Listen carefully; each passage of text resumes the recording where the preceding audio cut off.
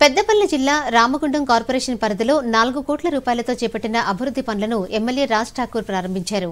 నగర మేయర్ బంగి అనిల్ కుమార్ 30 డివిజన్లలో పూర్తయిన సీసీ రోడ్లు, అంబేద్కర్ భవన్, వంతెనలను అందుబాటులోకి తీసుకొచ్చారు. ఈ సందర్భంగా ఎమ్మెల్యే రాజ్ ఠాకూర్ మాట్లాడుతూ రామగుండం నగర అభివృద్దికి తాము కట్టుబడి ఉన్నట్లు తెలిపారు. రాష్ట్రంలో రామగుండం పారిశ్రామిక ప్రాంతాన్ని అత్యుత్తమంగా అభివృద్ది చేసేందుకు ప్రణాళికలు సిద్దం చేసినట్లు పేర్కొన్నారు.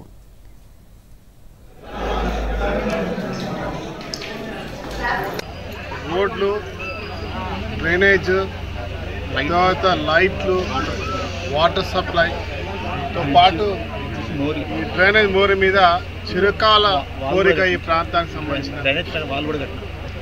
బ్రిడ్జ్ కట్టడం, దానిపై గోడ కట్టి ప్రమాదాలు లేకుండా చేసేటువంటి కార్యక్రమం చేసినాం. దాంతోపాటు అంబేద్కర్ నగర్లో అంబేద్కర్ భవన్, వెల్లివాడలో యూజీడీ ట్రైన్లు, మరి ఇంకా జరగబోయేటువంటి దాదాపు 4 కోట్లతో వర్క్ చేయడం జరిగింది. ఇంకా ఏమేమి చేయాలనుకుంటున్నామో దానికి కూడా ఫౌండేషన్ చేసి